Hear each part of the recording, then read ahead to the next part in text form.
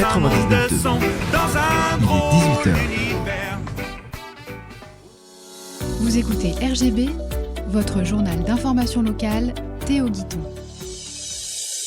Bonsoir à toutes et à tous. Dans l'actualité du jeudi 23 octobre, la tornade meurtrière qui a frappé le Val d'Oise a provoqué la chute d'une grue sur l'Institut médico-éducatif d'Ermont. Les responsables appellent au soutien. Le festival Jazz au fil de l'Oise est de retour.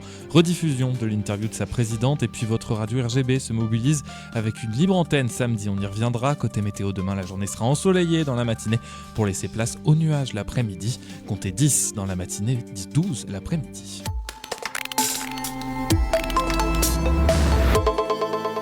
Lundi, la tornade meurtrière qui a frappé le Val d'Oise a provoqué la chute d'une grue sur l'Institut médico-éducatif du Clos Fleury à Ermont, l'établissement accueillant 67 enfants polyhandicapés. Si les 17 résidents présents ont été évacués sains et saufs, les dégâts matériels sont considérables et le site est désormais inutilisable. Depuis, les familles et l'équipe de l'IME tirent la sonnette d'alarme. Les enfants n'ont plus de soins, s'inquiète Arlette Giraud, présidente de l'APAGE Val d'Oise qui gère la structure. 5 internes ont pu être transférés temporairement dans d'autres établissements, parfois pour adultes, tandis que les autres ont dû regagner leur domicile. Les parents dénoncent une absence de solution pérenne et une désorganisation totale, faute de matériel ou de fauteuils roulants récupérables. Certains enfants se retrouvent sans rééducation ni suivi médical adapté. Une réunion avec l'ARS Île-de-France s'est tenue mardi, mais les familles redoutent que la reconstruction et la réorganisation prennent plusieurs mois. On ne peut pas attendre 6 mois, alerte la direction qui appelle à une mobilisation rapide des autorités pour éviter une rupture durable de la prise en charge. À Deuil-la-Barre, les habitants du 1 avenue Maréchal Foch vivent un véritable enfer depuis 2 ans. Le sous-sol a été inondé à plusieurs reprises par des eaux usées contenant des excréments, provoquant une odeur pestilentielle jusque dans les appartements. Nous vivons dans le pipi-caca depuis 2 ans, c'est irrespirable, dénonce Cilia et Naïti Kene, locataire et porte-parole du collectif. Malgré la livraison récente du bâtiment en 2023, les malfaçons s'accumulent. Ascenseurs constamment en panne, rampes d'escalier cassées, portes défectueuses, grilles ouvertes et locaux inaccessibles. Certains habitants épuisés ont dû acheter des bottes pour atteindre leur voiture dans le parking souterrain inondé. Soutenu par la CLCV Consommation, Logement et Cadre de Vie, les locataires ont assigné le bailleur Logirep en justice et interpellé directement son siège sans résultat concret. Ils ont fini par accrocher une banderole de protestation sur la façade pour alerter les autorités. La députée La France Insoumise Gabrielle Catala s'est saisie du dossier, a sollicité le préfet du Val d'Oise ainsi que la défenseure des droits, évoquant une situation d'insalubrité croissante et de mise en danger des habitants. De son côté, Logirep reconnaît un sinistre important survenu début octobre dû à une panne électrique bloquant les pompes à eau usées, mais assure que les causes ont été identifiées, les locaux nettoyés et désinfectés et que l'ascenseur est en cours de remise en service. En attendant, le bailleur promet un service de portage pour les résidents à mobilité réduite. Les habitants, eux, restent sceptiques après 2 ans de promesses non tenues. Ils réclament des conditions de vie dignes et un relogement temporaire tant que le problème n'est pas définitivement résolu.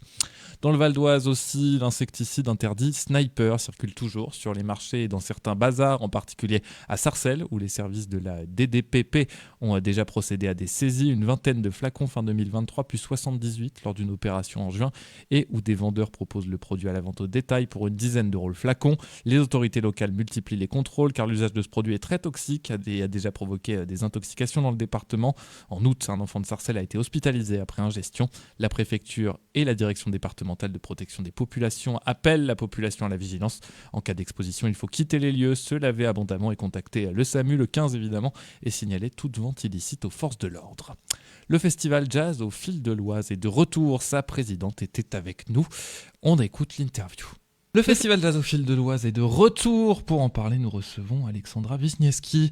Bonjour. Bonjour. Alors ce festival qui est de retour depuis le 11 octobre dernier jusqu'au 16 décembre prochain, c'est sa 29e édition déjà. Ça commence à être une jolie date avec une date anniversaire évidemment qui arrive. C'est quoi Jazz au fil de l'Oise ? Jazz au fil de l'Oise, c'est le rendez-vous jazz en Val d'Oise en automne. C'est plus de 15 villes qui sont investies et nos grands lieux culturels comme l'abbaye de Royaumont, la scène nationale Point commun et qui reçoivent pendant cette période chacune un concert de jazz. C'est un rendez-vous très attendu parce que cette musique attire un public qui l'apprécie énormément et qui du coup a ce repère chaque année. Vous avez raison, c'est un rendez-vous très attendu déjà. Il y a déjà plusieurs dates d'ailleurs qui sont déjà complètes et ça veut dire évidemment qu'il y a un engouement autour de ça. C'est d'abord un rendez-vous de partenaires. Il y a beaucoup de partenaires sur Jazz au fil de l'Oise. C'est une volonté aussi de mettre plein de gens autour de la table et de discuter. C'est une volonté d'itinérance. L'idée, c'est de faire découvrir toute la scène jazz et donc de trouver à chaque fois, pour chaque artiste, pour chaque projet, le lieu le plus adapté. Donc on peut se retrouver dans des univers très intimistes, par exemple à Neuville-sur-Oise ou autour du piano d'Edouard Ferlet. On aura tout le public. Et puis on reçoit le big band d'Amin Wenhouse, tous ces musiciens qui seront là. Et là, effectivement, c'est un immense plateau, c'est le forum, c'est complètement dans la programmation d'une SMAC. Et c'est ça la diversité du jazz. Donc ce festival, il ne peut pas exister en réalité sans ses partenaires. C'est montrer effectivement, il y a plusieurs ambiances et montrer différentes facettes du jazz et de la musique en général en fait. Exactement. Un mot sur la programmation. Comment on construit une programmation comme celle de Jazz au fil de l'Oise ? Alors, je salue le travail à ce moment-là d'Isabelle Méchaline, notre directrice de Jazz au fil de l'Oise et qui est très, très identifiée dans le milieu. Donc je la vois travailler là. On est sur l'édition 2025, mais elle travaille déjà sur l'édition 2026. C'est toujours une conjugaison de profiter, bénéficier des artistes de renommée internationale et de leurs agendas au moment de l'automne. C'est pouvoir faire rayonner la scène française européenne. Jazz au fil de l'Oise est dans le réseau AJC. Jazz Croisé, association de jazz croisé qui soutient la création artistique jazz française. Et donc, c'est Anne Passeo, par exemple, qui a eu 3 victoires du jazz, qui sera un peu notre fil rouge de l'édition cette année, qu'on a voulu très féminine.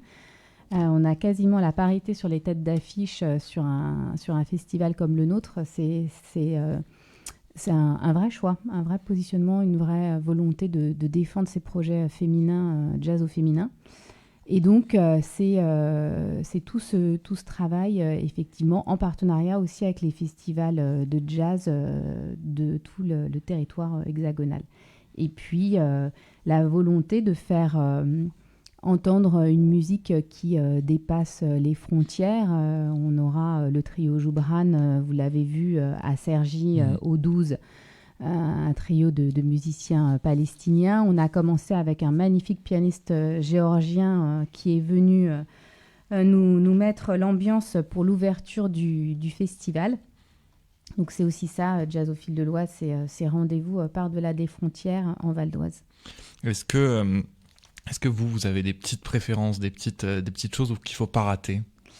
Il y a nos chouchous que les spectateurs retrouvent toujours avec plaisir. Je pense à Yom, par exemple, qui avait été en résidence avec nous et avec la scène nationale en Val d'Oise pendant des années. Il y a Ronen Herman qu'on aime à retrouver aussi, le trio autour de François Méchaly ou Emmanuel Bex. Et puis, on a nos rendez-vous nouveaux, nos découvertes. Moi, j'ai hâte d'entendre le groupe qui va revisiter les musiques des films de Wong Kar-wai et notamment In the Mood for Love avec Flash Pig. Ça va être une vraie découverte. Louise Jaloux aussi, artiste montante, qui va être une vraie découverte. Voilà, on a à la fois les nouveaux projets de nos chouchous et puis ces découvertes et les artistes internationaux qui nous font l'honneur du festival. C'est pas que des concerts, il y a aussi toute une série d'actions culturelles. J'imagine aller à la rencontre des publics, c'est une manière de faire découvrir aussi cette musique que le jazz à des publics plus jeunes ou plus éloignés. Oui, tout à fait. Pour nous, c'est très important. C'est un engagement fort du festival. Toute cette dimension d'action culturelle et musicale, elle prend différentes formes. On a toute une série de concerts en partenariat avec les villes qu'on offre aux élèves, plutôt aux élèves scolaires. Donc là, très, très grand public pour les jeunes, avec des rencontres avec les musiciens. Et puis, On est aussi très attentif à tout le travail mené sur le territoire par les écoles de musique. Le partenariat avec le CRR est très important, ainsi que le conservatoire de Persan. Et on est attentif à toutes les demandes des écoles de musique et des conservatoires du Val d'Oise pour proposer des masterclass, pour proposer des temps d'échange avec les artistes. Ça fait partie de la découverte de la musique. Voilà, c'est apprendre la musique, rencontre avec les artistes et rencontre avec ces moments magiques de concerts et de spectacles. C'est un enjeu, ça, pour quand on est un festival de jazz, d'aller chercher un public jeune. On le voit, il y a eu un petit changement aussi dans la direction artistique, graphique, etc. Il y a une volonté de dire, alors très simplement, le jazz, c'est pas un truc de vieux. Il faut venir voir et vous pourriez être surpris. Oui, tout à fait. Il y a une volonté de transmission, de donner à voir, de découvrir. On a des rendez-vous comme celui du Big Bang à Meehoun House qui va être très différent. Il y a des musiciens de jazz qui sont très populaires. Je pense à Gregory Porter ou Ibrahim Malouf, sur lesquels, effectivement, on a toujours un public très, très diversifié. Et nous, notre souhait, c'est que ce public qui rentre grâce à ces musiciens et ces artistes qui attirent énormément puisse poursuivre son chemin dans la découverte de cette musique. Et je vous remercie d'avoir salué le travail graphique sur l'affiche qui nous tient beaucoup à cœur. On a une superbe directrice artistique qui nous fait toujours un très beau travail qui s'appelle Camille Vigourou. Et cette année, elle nous a proposé de revisiter l'axe majeur. Donc voilà, donc c'est le lien entre une revisite très jazz de l'axe majeur, c'est le lien entre cette musique et le territoire. Et l'association L'Axe Majeur est partenaire et nous a autorisé à réutiliser cette image en n'oubliant pas de mentionner la référence au travail de Danny Caravan, à l'œuvre de Danny Caravan pour l'Axe Majeur de Cergy-Pontoise. Bien sûr, ça donne effectivement ce visuel, alors qu'on pourra voir évidemment sur le site. Ça passe aussi, on l'a dit, cette accessibilité par des tarifs qui restent des tarifs très corrects pour des concerts. Il y a une volonté aussi, j'imagine, encore une fois, d'accessibilité. Oui, merci de le souligner. On est sur cette politique tarifaire, on tâche d'être toujours très accessible et de s'adapter à nos partenaires. Vous l'avez dit, on est multi-partenaires, donc on arrive à s'imbriquer dans la grille tarifaire de nos partenaires tout en restant accessible. On est attentif aussi aux demandes des villes et par exemple, quand on est à Éragny, on va appliquer un tarif réduit pour les habitants d'Éragny. C'est une façon aussi de faire découvrir cette musique et de faire un geste. Donc c'est un enjeu important. Où est-ce qu'on peut avoir toutes les informations réservées, etc. Alors tout ça se passe sur le site de Jazz au fil de l'Oise. Très bien. Donc jazzofildeloise toutattaché.fr tout simplement, et on peut réserver, acheter ses places en ligne. Voilà, de façon très, très, très pratique et à regarder très vite parce qu'effectivement, vous le disiez, ça se remplit très vite. Il y a un certain nombre de dates qui sont complets.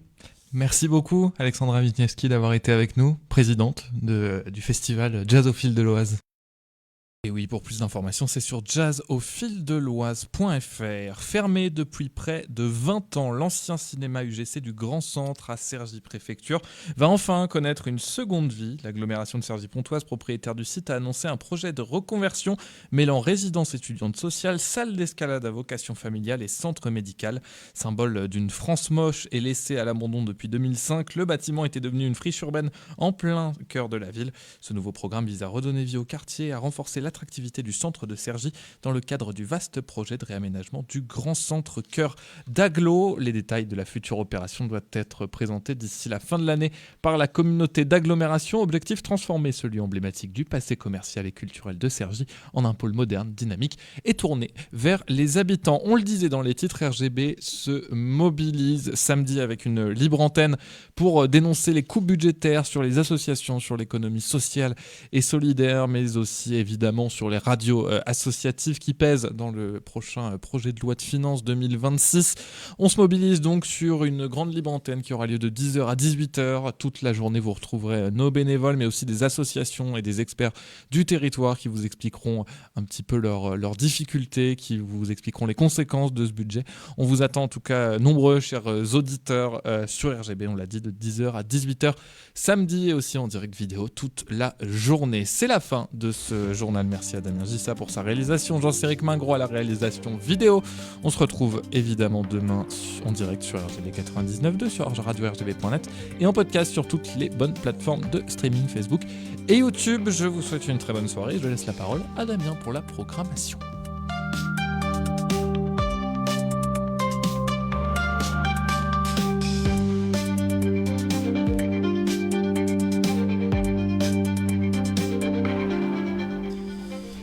Et ce soir, sur l'antenne de votre radio locale, ça sera une soirée musicale, et ce, complètement éclectique.